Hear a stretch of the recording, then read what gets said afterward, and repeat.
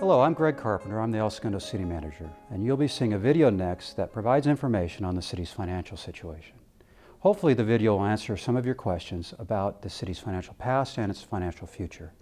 And you may find it useful in providing your opinion to the City Council as to how the city can best address its financial challenges in the future.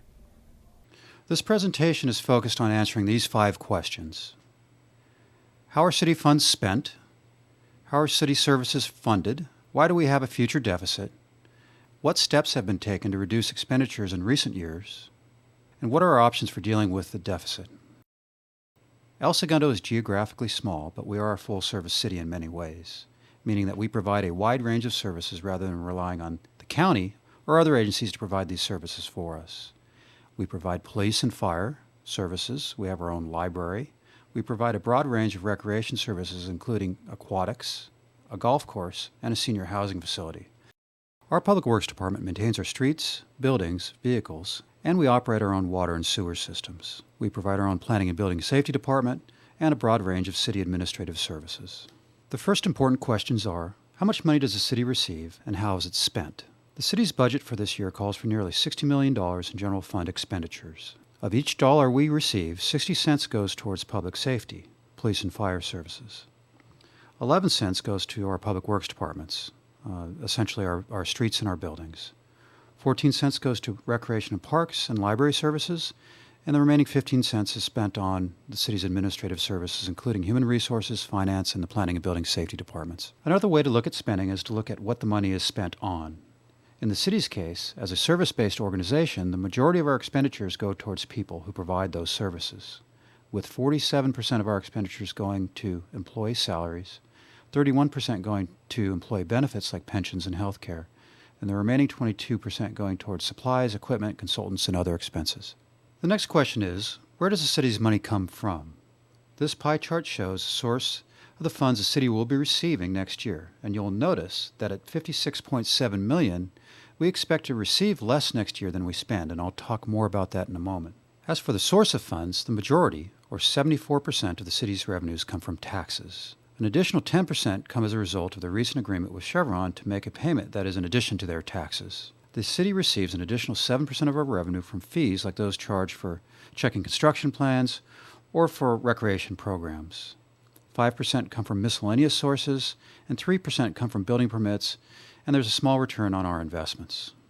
On the previous slide, we saw that $41.7 million of the city's general fund revenues comes from taxes. It's important to recognize who pays these taxes that the city receives. The majority, or 62%, are paid by businesses in the community through their business license tax, their utility users tax, and their property taxes. Consumers, people that buy things in a city or stay in our hotels, pay 36% of our total tax revenues through the Transient Occupancy Tax or sales tax. Residents pay the remaining 2% from the residential portion of the property tax that the city receives. The top 10 businesses in the city pay 1/3 of our total tax revenue. Residents often feel their property taxes help pay for city services, and as you saw, they do. But the fact is that 98% of the non-fee supported services we enjoy as residents are paid for by businesses and consumers. Taking a closer look at property taxes, this chart shows the City of El Segundo receives about 6 cents for each property tax dollar, with the majority of property tax money going towards Los Angeles County and the school districts. The City of El Segundo's property tax rate is relatively low compared to the other 87 cities in Los Angeles County. The county average is 11 cents for each property tax dollar, while the City of El Segundo, as we see, receives 6 cents for each property tax dollar. This is based on the fact that the City of El Segundo was a low property tax city in 1978 when Proposition 13 went into effect. We took this analysis a step further and looked at what the average single-family homeowner in El Segundo pays in property tax and how much of that comes back to the City of El Segundo. The average assessed value of a single-family home in El Segundo is $482,000. Remember, your property is assessed either when you purchased it or when you make a major improvement to it. It's not the market value of your property. In this example, we're using a home assessed at $500,000 as the approximate average assessed value of a single-family home in El Segundo. At the 1% property tax rate, this would equal a property tax bill on an annual basis of $5,000. The city's share of that $5,000 at 6.3% would equal $316. So, the average single-family homeowner in El Segundo is paying $316 a year to the City of El Segundo. Based on how city funds are currently spent, $102 of that $316 goes towards supporting the police department, $88 goes towards the fire department, $36 would go to public works, $14 to the library department, $47 towards city administration. $29 would go to the recreation and parks department. As I mentioned earlier, this year the city expects to spend more money than we receive in revenues. You see, this chart shows that this fiscal year, which began October 1st, the city is facing a deficit of $2.6 million. The city must balance its budget. Luckily, we were able to make up for this deficit with a one-time surplus of funds that are the result of reaching an agreement last year with the Chevron Corporation. This situation, where we have a surplus, will not exist in future years, which is why we are planning for the future now.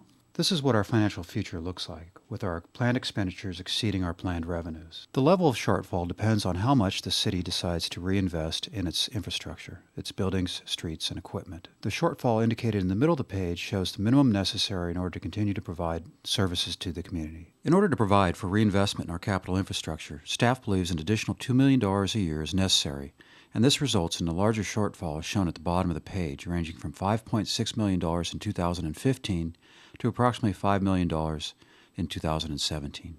The graph at the bottom of the slide shows the gap that exists between the city's projected expenditures and our projected revenues, and the city's challenge is to close that gap in future years. You may ask, what's preventing a structurally balanced budget? Well, we have relatively stagnant or slow growth in our tax revenues forecast over the next few years. We have a heavy reliance, as we've talked about, on our business sector. And the business sector in El Segundo has been volatile in the last few years, with aerospace and defense companies consolidating, in some cases moving out of the city or even moving out of the state. And we have rising benefit costs for our employees, primarily in retirement costs, which by and large have nullified the cost reductions or concessions that we've asked employees to make over the last few years. Looking back at the city's financial history helps us to understand where we are now and where we're going as a city.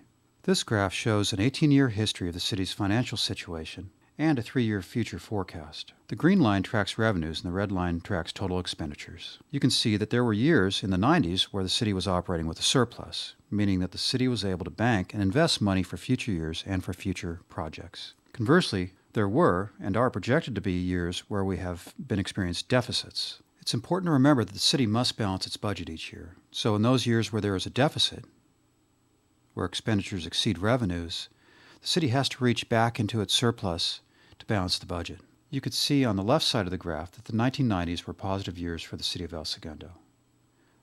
We were able to report annual surpluses which amounted to $33 million even after earmarking funds for capital and infrastructure projects such as Douglas Street and Fire Station No. 2.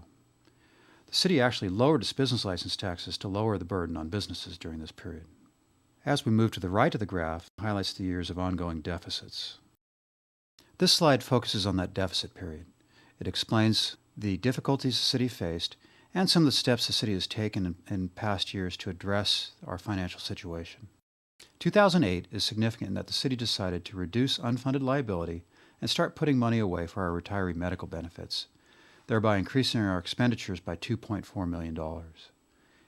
In that same year, the city recorded a $4 million loss on its investments. 2009 was the second year of the downturn of the national economy, with the city losing approximately $2.4 million due to a decrease in the price of natural gas, thereby affecting our utility users tax. In that year, the price of natural gas dropped by more than 60%. This was also the year when cost of living increases were provided to city employees, and the city's expenditures were at their maximum. In 2010, the city realized that it needed to reduce its expenses. These reductions were achieved by freezing vacant positions, offering early retirement, by negotiating health cost-sharing with employee groups, by contracting out the city's emergency dispatch center, and by reducing mandatory staffing in the fire department, resulting in overtime savings. Unfortunately, our revenues also continued to decrease with the worsening economy. In 2011, the city sought to further reduce its expenses. The city was able to achieve an additional $3 million in savings through employee furloughs and by further reducing the size of the workforce. Even with these savings, the city still found it necessary to transfer $7.7 million from other funds in order to balance our budget. 2012 was a better year for the city, with revenues beginning to increase and with the city able to further reduce its expenditures by by negotiating pension cost sharing with employees and freezing an additional 12 positions. In summary, the city was able to get through these deficit years by doing three things: using funds that it had put away during previous years, by reducing staffing levels and asking for concessions from our workforce, and finally by putting off spending on facilities and equipment. We are now at the point where we have used essentially all of our surplus reserves and are down to our minimum reserve levels. Looking to the next several years, these reductions are not sustainable. We have rising employee benefit insurance costs, and we will have to spend money on our equipment and our facilities. Our challenge is to find a way to close the gap between revenues and expenditures in a structurally balanced way and to have a predictable financial future. Finally, I wanted to use this graph to answer the question, what happened to the funds received through the Chevron agreement, and weren't those enough to resolve the city's financial situation? The brown line shows what last year and future years would have looked like without having resolved the Chevron matter. The city would have closed last year with a deficit, and the size of the deficit in future years would have been substantially larger. Given the city's financial forecast, what are the options? We could look to the workforce again to address expenditures. We've already reduced the city's workforce from 320 full-time positions to approximately 270. We've asked for temporary concessions from employees in the past through furloughs, and also more permanent concessions from employees in the past in the form of sharing of benefit costs. That's not to say that this option still doesn't exist, but based on the reduction in staffing, quite likely that any future reductions would result in an impact on the services provided to our community. If the city were to rely solely on reductions in the workforce to close the deficit for next year, this would equate to a reduction in 22 full-time positions and 28 part-time positions. If rather than a reduction in staffing, the city were to ask for further concessions from our employees, this would equate to either an 8% reduction in salaries or an equivalent reduction in the value of the benefits provided to our employees. A second option would also reduce our workforce, but it would do it in a different way, involving contracting out of city services. And the city's been down this path. In 2011, the City Council considered outsourcing our fire department to the County of Los Angeles and decided not to. There was an initiative placed on the ballot that over 90% of the voters voted against. This was a clear message that while this option exists, it was not an approach that was desired by the community. A third option would be for the city to look at its revenues and those taxes which the city controls: utility users tax, transient occupancy tax, and business license taxes. Staff recommends a three-part strategy. The first part being that we contain our costs going forward to the extent we can. The second, that the city promote economic development. That's new development and filling vacant office and industrial space. And finally, that the City Council should consider tax measures that would increase the city's revenues. With respect to utility users tax, this is a charge that is currently applied to utility bills for commercial customers. This graph shows the utility users tax charged in other South Bay and West Side cities, and you can see in red, El Segundo charges 3% on gas, water, and electric utilities on commercial properties, while the average for the other South Bay and West Side cities is 7%, and these cities also charge residential as well as commercial customers. The Transient Occupancy Tax, or TOT, is a tax that is charged to guests that stay in hotels. This graph shows that the area average, TOT, is 12%, while El Segundo is shown in red at 8%. There was a point in time when the city of El Segundo had a 10% transient occupancy tax. It was lowered in those years where the city was experiencing a surplus. This table indicates the additional city revenue that would be realized with each 1% increase in either the utility users tax or the transient occupancy tax.